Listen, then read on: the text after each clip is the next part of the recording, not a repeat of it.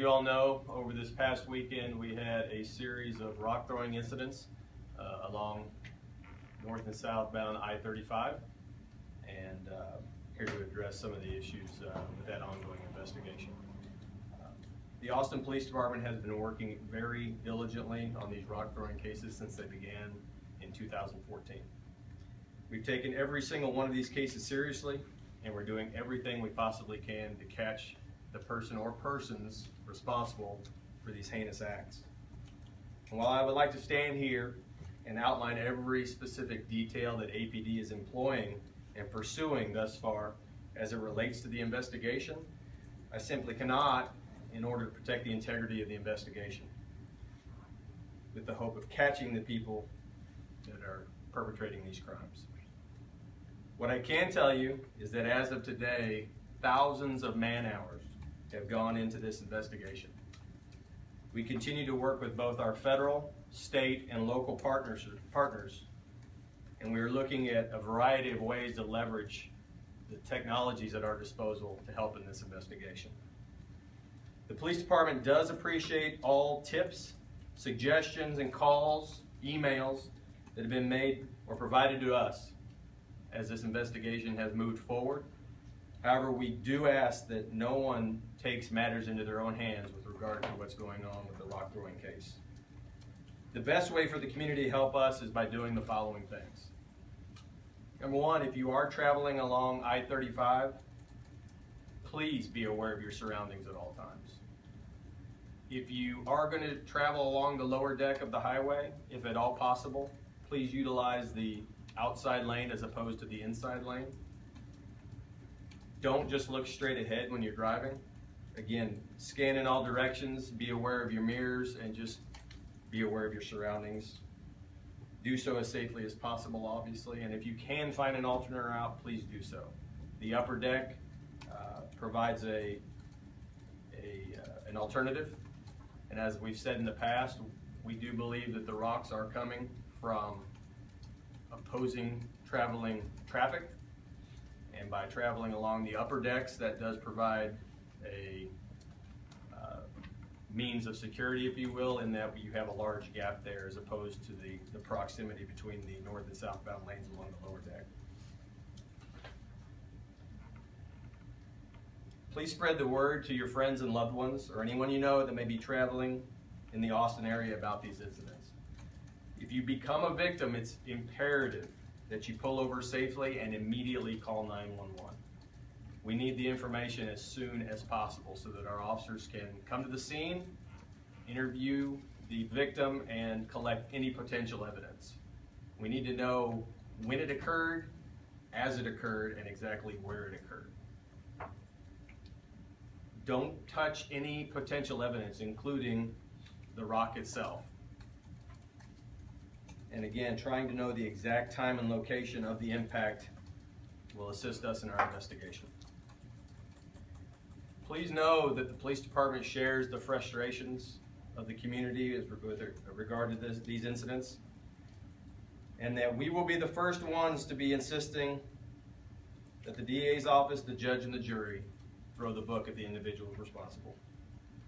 The Greater Austin Crime Commission is offering a $10,000 reward for any information leading to the arrest and conviction of the persons involved, and tips can also be provided by downloading APD's mobile app, Austin PD, for free on iPhone and Android.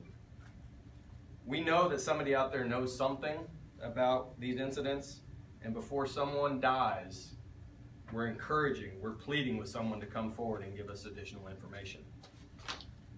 Again, I can't share with you all aspects of the investigation for the sake of protecting the integrity, but please rest assured that the police department is taking every single case seriously. We're investing man-hours to this investigation, and we're doing everything possible with our local partners to try and resolve this issue as soon as possible. And with that, I'll take a few questions. Yes? So you guys met with TxDOT and other agencies back in February, and one of the things that came out of that meeting was possible signage being put up along that corridor. I reached out to TxDOT yesterday. They said they had no plans on putting up signs, but we know that there are at least 200,000 vehicles a day that pass along that corridor. Any plans to go back to them and ask them to reconsider? Yeah, absolutely. One thing we are looking to do with regard to the investigation is to create a task force of our local partners, state partners, regional partners, one of which would be TxDOT, and encouraging that the use of signage be applied both northbound and southbound. We also realize that while this may be locally a very media intensive series of events, we also recognize that we have visitors traveling through Austin along I-35 who may not know about the rock throwing incident. So we agree that the signage would be a helpful tool, and it will be one of the aspects that we investigate with our local partners when we get the task force strategy up and running. And just to be sure, you're talking about signage that would warn people, right? Correct. Yeah, it would warn people, and it would also give instructions as to what to do if you are a victim. Absolutely. Something else that had been suggested also was the potential for shutting down that portion of I-35 until you catch that person. Obviously, again, with 200,000 cars a day, I mean, how viable is that? You know, at this point, we are not ruling anything out. Based on the time of day that these are occurring, being in the late night or early morning hours, potentially closing the lower deck and only using the upper deck through that time period is a possible strategy. I don't see it as being the solution, especially considering the fact that we do know we have had incidents outside of that area of 35.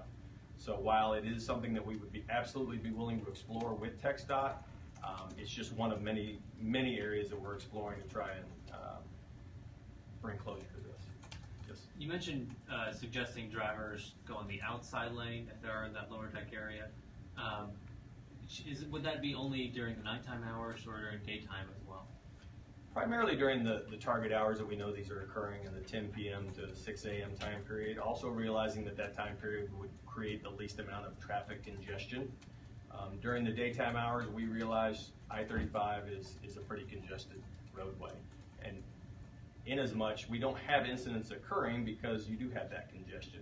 That's what we believe. It's when the traffic is moving very quickly, because as we know, when traffic's moving that quickly in opposite directions, the force of the impact of a projectile being thrown is much greater. So you need that ability to traverse that roadway unimpeded, which you're not going to be able to do during the daytime hours, as we all know.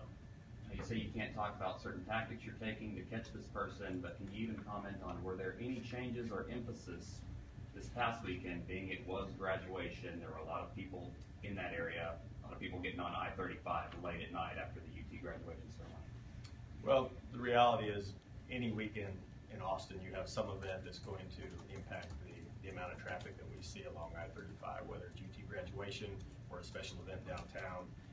The reality is every weekend is a priority for us. Anytime that we've identified as being a target period is going to be a priority for us. What we didn't anticipate was, and we haven't seen, is this many incidents over a short amount of time.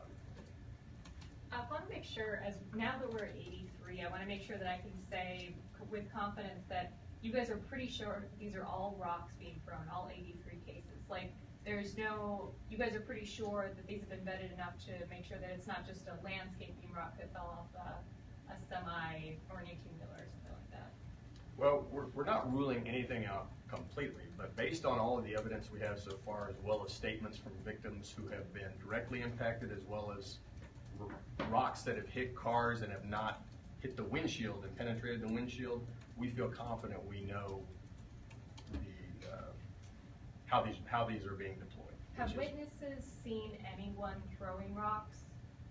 I can't go into that, but I can tell you we've received numerous tips, emails, and calls, and we follow up with each and every one, hoping that one of those will lead us to the perpetrators, realizing, again, this is a very difficult crime to solve, in that it happens so quickly that even with our officers being on top of it, it's still going to be something that happens so fast that we're hoping that somebody who's in the right place at the right time can give us that one tip that will lead us to who we're looking for.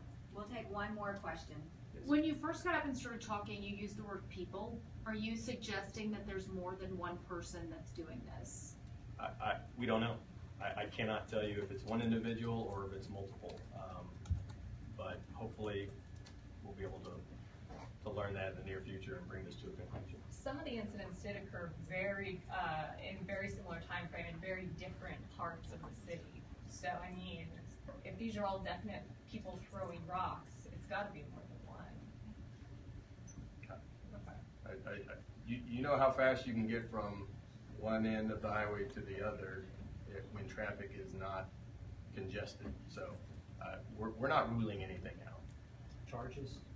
What could people face if they caught doing this? Definitely aggravated assault, potentially attempted murder.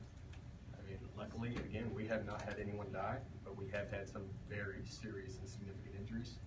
And we are committed to resolving this before we are looking at someone who has died as a result. Last question, y'all. Yes. You guys, just on a totally separate story, released some photos today of a truck with a child who had been run over. What do you need from the public in releasing those photos? Looking for tips? Are you looking, we just kind of need you to tell us what you want from the public based on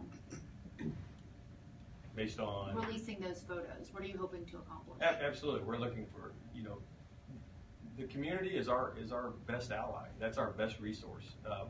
The officers can't be everywhere all the time. And we rely on the community to be our partners and to be that force multiplier for us. Most of the time, when we do that, we're looking for someone who happened to see something to give us, again, that one thing that we need to help bring a case to resolution. All right. Thank you. Thank you. Thank you. Could you say your name again, please? McIlvain, McIlvain. First name is Chris, Chris, Assistant Chief.